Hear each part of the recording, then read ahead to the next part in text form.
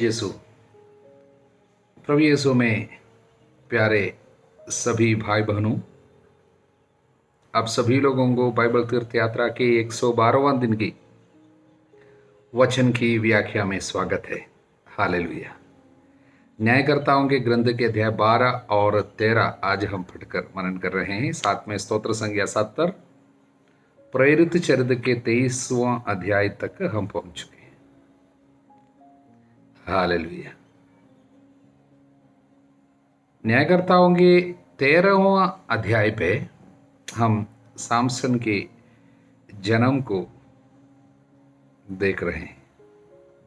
उसके पहले इज़राइलियों ने फिर पाप करने के कारण प्रभु की दृष्टि में बुरा कार्य कर डालने के कारण 40 वर्ष के लिए फिलिस्तियों के हाथ में पड़ जाने की उस दुखमय कार्य को भी हम पढ़ते हैं। और इसलिए उनको फिलिस्तियों के हाथ से छुड़ाने के लिए प्रभु के हाथ में एक उपकरण के रूप में सामसन जन्म ले रहे हैं। सामसन के पिता के बारे में लिखा है, दान वंश का मनोआ नामक मनुष्य रहा और उसकी पत्नी यानी मनोवा की पत्नी बांझ थी। हालेलुया। इस बांझ स्त्री से बाद में सामसन उत्पन्न हो रहे हैं। बांझ स्त्रियों को प्रभु बाइबल में अनेक जगह में इस्तेमाल करते हुए हम देख रहे हैं।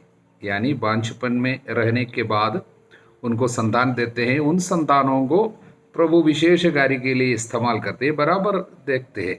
उदाहरण के लिए हम देखते हैं कि इसहाक जो है और याकूब है, यूसुफ है, सामुएल है, नए विधान में योहन बपतिस्ता है। ये सब ऐसे लोग हैं जिनकी माताएं काफी साल तक बांझपन से होकर गुजरी, बच्चे नहीं हो रहे थे और उसके बाद जाके उनको ये संतान मिले। उनको प्रभु इस्तेमाल किया काफी बहुत ही जोरदार तरीके से। क्यों इस प्रकार की एक बात बराबर हम देखते हैं? शायद इसलिए कि प्रभु ये बताना चाहता है, उनके जीवन की शुरुआत से प्रभु अपनी महिमा प्रकट कर रहे हैं। लोगों को, हम सभी लोगों को प्रकट करना चाहता है ईश्वर का कार्य, और उनके जीवन की शुरुआत से प्रभु की महिमा। और इसलिए उनके जीवन में जो भी कार्य वो कर रहे हैं, सारा श्रेय प्रभु को जाएगा। प्रभु को जाना चाहिए सारी महिमा, इसलिए हालेलुया। और ऐसे लोगों को जो बांझपन के, माता के, मम्मी के बांझपन के कई साल के बाद जो पैदा होते हैं, उनको एक क्या है, एक अधिक आदर मिलते हैं जो उनके सेवा कार्य में सहायक सिद्ध होते हैं। हालेलुया। अब हम देखते हैं, मनोवा की पत्नी को प्रभु का दूत दिखाई दिया और उनसे बोला, आप बांझ है, आपके कभी संतान नहीं हुई, किंतु अब आप गर्भवती होगी, पुत्र प्रसव करेगी। और उनसे कहा, आप सावधान रहे, ना तो अंगूरी या मदिरा पिए, ना कोई अपवित्र वस्तु खाए, क्योंकि आप गर्भवती होगी, पुत्र प्रसव करेगी। बालक के सिर पर उस्तरा नहीं चलाया जाएगा, क्योंकि वो अपनी माता के गर्भ से ईश्वर को समर्पित होगा। जब यह संदेश मिले, उसने जाकर पति को बताया ये सब, और ये दोनों जब मिलकर इन बातों पर मनन किया, उनको समझ में आया, अगर प्रभु की इस तरह सेवा करने वाले एक बच्चा होना है, बच्चा होगा, तो उसको जन्म लेके बड़ा करना केवल हम अपनी शक्ति से नहीं कर सकते। उसके लिए हमें कृपा चाहिए, विशेष आशीर्वाद चाहिए। इसलिए मनोवा फिर से प्रार्थना कर रहा है। वचन 8, इस पर मनोवा ने प्रभु से प्रार्थना की, प्रभु जिस मनुष्य को तूने हमारे पास भेजा, यानी जो ईश्वर का दूत की बात बोल रहे, उसी दूत के लिए उस पर वह फिर हमारे पास आए और हमें बताए कि होने वाले बच्चे के लिए हमें क्या करना पड़ेगा। वो हमें बताए कि होने वाले बच्चे के लिए हमें क्या क्या करना पड़ेगा। एक बहुत सुंदर प्रार्थना है। मैं चाहता हूं कि सभी माता पिता को इसी प्रार्थना को दोहराना चाहिए बार बार, हमारे बच्चे के लिए, हमारे होने वाले बच्चे के लिए। यानी हर पति पत्नी को जिनको बच्चा चाहिए उनके लिए उनको ये प्रार्थना करनी चाहिए, और जिनका बच्चा है उन लोग भी ये प्रार्थना करनी चाहिए, हमारे बच्चे के लिए हमको क्या करना चाहिए। क्योंकि एक ऐसे समय है जहां पर बच्चों को बड़ा करना आसान बात नहीं है, पहले जैसा नहीं है। क्योंकि पाप इतनी तेज गति से तेज गति ले चुकी है, पाप की रफ्तार इतनी ज्यादा हो चुकी है कि बच्चे, अनेक बच्चे लोग इसके इसके क्या है चौपट पे आ जाता है, बहा कर ले जाता है पाप। अनेक बच्चे लोग गलत गंदे रास्ते पे, बुरी रास्ते पे और आदतन पापों में और अविश्वास में सब फंसते जा रहे हैं। माता पिता रोते जा रहे हैं और अनेक लोगों को विश्वास नष्ट होते जा रहे हैं, डिप्रेशन में अनेक लोग जा रहे हैं। ऐसी स्थिति पे माता पिता को चाहिए कि वे विशेष आशीर्वाद प्रभु से प्राप्त करें, जिससे बच्चों को कृपा में, आशीर्वाद में और ईश्वर के कार्य में इनको बढ़ाते आ सके। हालेलुया। इसलिए जब स्वर्गदूत फिर से प्रकट हुए, स्वर्गदूत ने इनको कुछ बातें नहीं बताई, बल्कि वही बताई, मैंने जो कुछ पहले बताया उनका पालन करें। वो क्या है कि बच्चे के लिए, तुम्हारे होने वाले बच्चे के लिए तुमको अभी से कुछ करना होगा। वो क्या है? ना तो अंगूरी या मदिरा पिए, ना कोई अपवित्र वस्तु खाए, सावधान रहे। मतलब क्या है? आपके होने वाले बच्चे के लिए आपको धार्मिकता को बढ़ानी होगी। अपवित्र वस्तु को खाना नहीं, कोई भी अशुद्ध चीज को पीना नहीं, खाना नहीं, अपने को अपवित्र नहीं होने देना, जिससे बच्चा आशीषित होंगे। प्रियजनों, एक बहुत सुंदर संदेश है और बहुत ही महत्वपूर्ण संदेश है।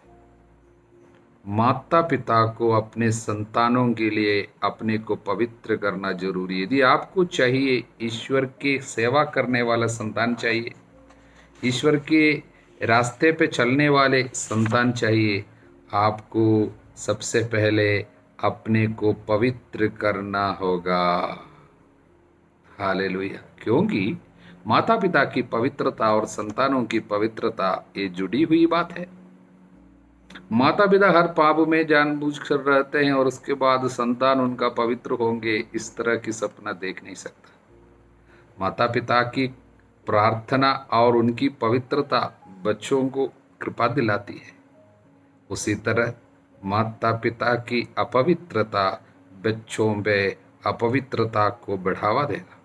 इसलिए बच्चों पे कृपा चाहिए, बच्चों को आशीर्वाद चाहिए, तो क्या है, क्या करना चाहिए? माता पिता को धार्मिकता की रफ्तार को बढ़ानी चाहिए, धार्मिकता की रफ्तार को और तेज करना चाहिए अपने जीवन में। हर अशुद्ध चीजों को दूर रखे, जिससे उनके द्वारा पवित्रता बच्चों में बहने दे। वो एक ऐसी सुंदर कार्य जिसके विषय में हम प्रवक्ता ग्रंथ के 34वां अध्याय में हम इस तरह पढ़ते हैं। फादर आपको पढ़कर सुनाएंगे। 34 वचन 4। क्या दूषण से पवित्रता और झूठ से सत्य निकल सकता है? क्या दूषण से कोई पवित्रता निकल सकता है? What is dirty? Can what is dirty produce something clean? जो डर्टी है, जो अशुद्ध है, वो शुद्ध चीज को, पवित्र चीज को पैदा नहीं कर सकता। अपवित्रता से पवित्रता नहीं निकल सकती, झूठ से सत्य निकल नहीं सकता। इसलिए झूठा रिश्ता है, उदाहरण के लिए पति पत्नी के रिश्ते पे आशीर्वाद नहीं है। हम लोग कहीं कहीं गोंडगल शादी बोलते हैं। इसका मतलब बिना शादी का आशीष पाए कोई स्त्री पुरुष एक साथ रहते हैं, किसी को भगा के आया, किसी के साथ भाग गए, संग रहे और बच्चा पैदा होते हैं, और उन बच्चों में कैसे आशीर्वाद जाएगा? क्योंकि प्रभु ने क्या कहा, जो मेरे साथ नहीं बटोरते वो बिखेरते हैं। इसलिए आशीर्वाद लिए बगैर कोई भी स्त्री पुरुष संग में रहकर जब पैदा करते हैं, और उस पे क्या है, मांस से जो उत्पन्न होता है वो मांस है, उसमें जीवन नहीं है, क्योंकि आशीर्वाद नहीं है। इसलिए वचन कहता है कि आपको अपने को अपवित्र नहीं रखना चाहिए, क्योंकि माता पिता की पवित्रता पे बच्चों की पवित्रता निर्भर है। इस संदेश को आज हमें दिल में लगाए रखनी चाहिए। हालेलुया। अब हम स्तोत्र संख्या 70 पे जरा मनन करेंगे, द 70th साम। इस स्तोत्र की विशेषता है, यहाँ पे जो 5 वचन है से हम अन्य जगहों में देखते हैं बाइबल में। उदाहरण के लिए स्तोत्र संख्या 40, वहाँ पे वचन 14 से 18 तक, वहाँ पर हम इसी स्तोत्र को पाते हैं। और हम स्तोत्र संख्या 35 के वचन 4, 21, 26, 27, वहाँ पर इन्हीं वचनों को फिर से हम देखते हैं। शुरुआत में लिखा है, दाऊद का स्तोत्र है संस्मरण के अर्थ में, यानी स्मरणार्थ, फॉर रिमेम्बरेंस। दाऊद शायद चाहता है कि हम इन वचनों को याद रखें, क्योंकि दाऊद हमेशा दुख, परेशानी, तकलीफ में बराबर रहता था। इसलिए इस प्रार्थना को बराबर याद रखना वो चाहता था, शायद इसलिए वो फॉर रिमेम्बरेंस लिखा है, याद करने के लिए। ये प्रार्थना एक महत्वपूर्ण प्रार्थना है, क्योंकि ये कुछ एक विपत्ति में पड़े हुए आदमी को बचाने की एक सुंदर शक्तिशाली प्रार्थना है। इसे हम एक ढाल कह सकते हैं, एक रक्षा का कवच, एक हिफाजत बता सकते हैं शत्रु के आक्रमण से, डर की आत्मा के आक्रमण से, निरुत्साह की आक्रमण से, यानी उदासीनता है और कमजोरी से सब छुटकारा के लिए एक सुंदर प्रार्थना है। पहले वचन 14 वचन तक जो है 2, 3, 4, ये जो है छुटकारा की एक प्रार्थना है। शीघ्र ही मेरी सहायता कर, छुटकारा के लिए। और दूसरा भाग जो है 5 और 6, छुटकारा के लिए हमें क्या करनी चाहिए, द कंडीशंस फॉर डिलीवरेंस। यानी ईश्वर से हम प्रार्थना करते हैं, मेरे कार्य में हस्तक्षेप करना, मुझे छुड़ाने, मुझे बचाने आना। और पवित्र आत्मा से प्रेरित होकर वो बोलते हैं, ऐसे ऐसे कार्य की ज़रूरत है, मैं वो कर रहा हूँ। वो क्या क्या है? पहली बात, जो तेरी खोज में लगे हैं वे सब उल्लास के साथ आनंद मनाए। पहली बात, जो भी ईश्वर के आशीर्वाद पाना चाहते हैं उनको आनंदित रहना है, उल्लसित रहना है, निराश नहीं रहना है। आपके आनंद नष्ट होने नहीं देना है, क्योंकि प्रभु में आनंद मनाओ, मनोरथ पूरा करेगा। आशीर्वाद तब आते हैं जब हम आनंदित रहते हैं, पहली बात। दूसरी बात, जो तेरे द्वारा मुक्ति चाहते हैं वे निरंतर कहते रहे प्रभु महान। इसलिए आप मुक्ति चाहते हैं, छुटकारा चाहते हैं। दूसरी बात, आपको बराबर कहना होगा प्रभु महान है। हमको ये स्तुति करनी चाहिए, प्रभु की महानता की बखान करनी चाहिए।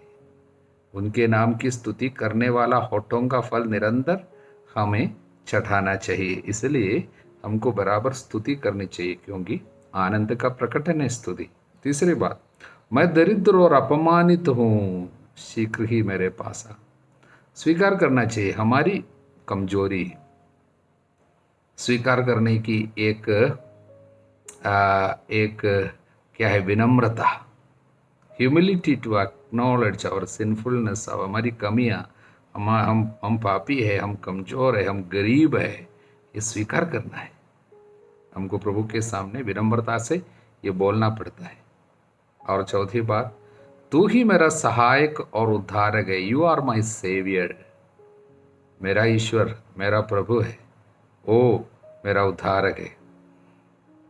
इसलिए स्वीकार करना पड़ता है, यीशु को एकमात्र मुक्तिदाता के रूप में स्वीकार करना पड़ता है। मन में विश्वास करो, मुंह से स्वीकार करो, तब मुक्ति होती। इसलिए इन 4 कार्यों को हमें करना चाहिए। अतः प्रार्थना हमारा प्रभु की ओर हम जो प्रार्थना उठाए हैं उसका उत्तर जरूर हमको मिलेंगे। इसलिए 70वां स्तोत्र जो है, द 70th स्तोत्र, बहुत ही महत्वपूर्ण स्तोत्र है, भजन है। हालेलुया। प्रेरित चरित्र के 23वां अध्याय की विशेषता जरा हम देखने की कोशिश करें।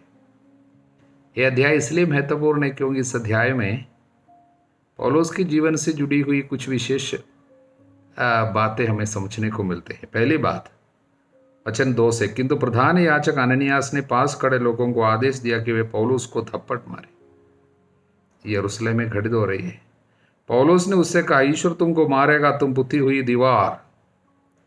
तब पास खड़े लोग पौलुस से बोले, तुम ईश्वर के प्रधान याजक के अपमान का साहस करते हो।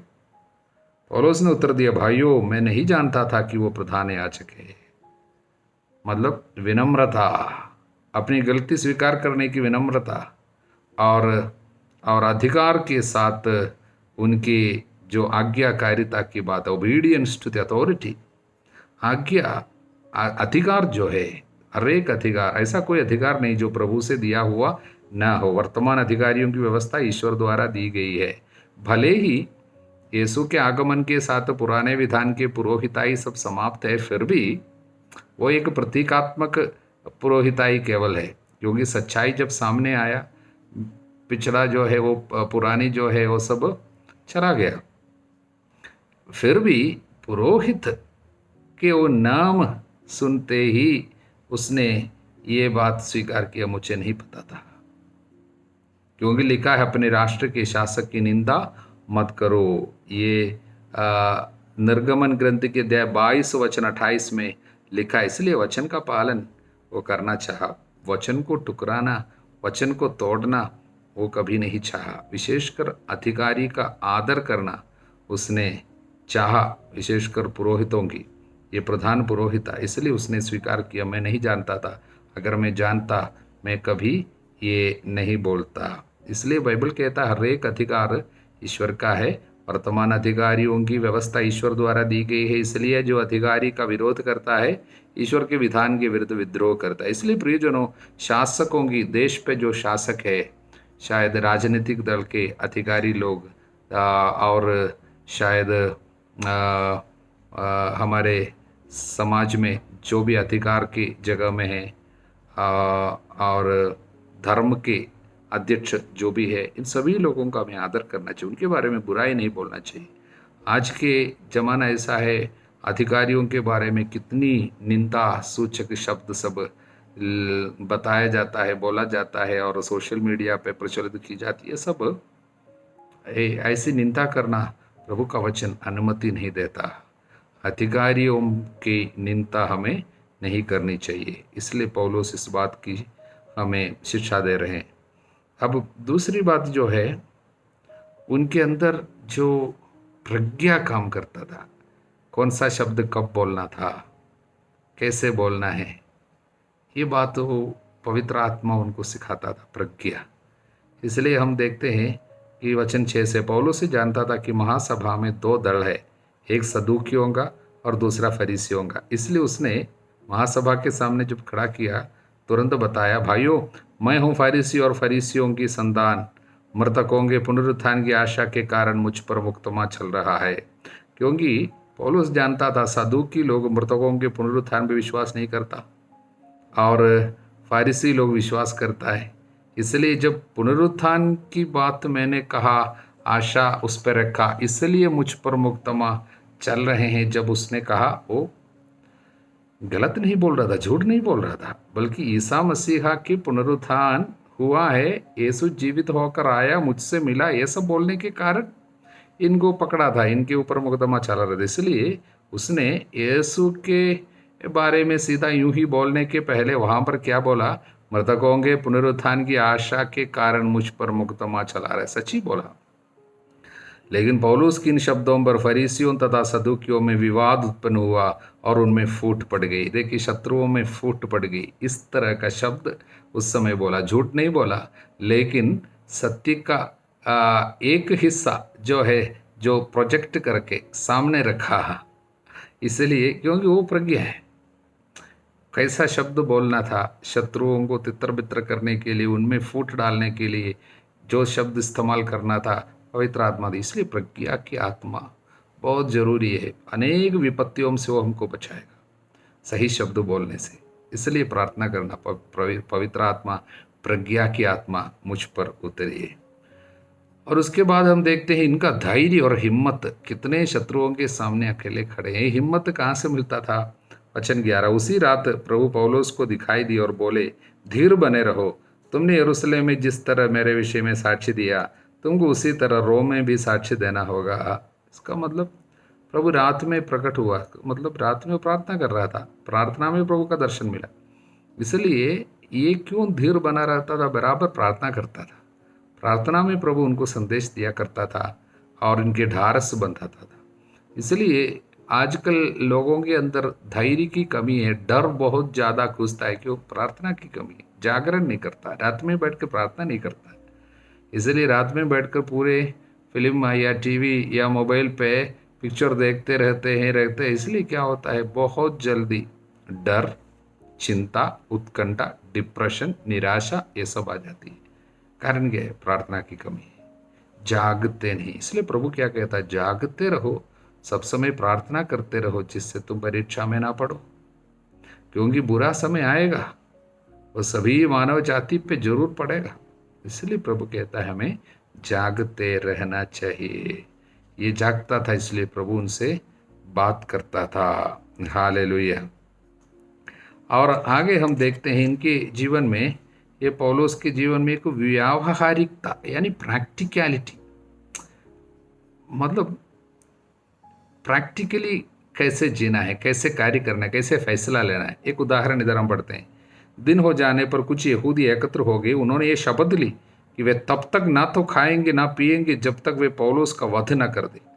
इस षड्यंत्र में 40 से अधिक व्यक्ति सम्मिलित थे और उन्होंने एक षड्यंत्र रचा और महायाजकों तथा नेताओं के पास जाकर उन्होंने बोले, हमने शपथ खा ली है कि हम तब तक ना कुछ खाएंगे जब तक हम पौलुस का वध न कर दें।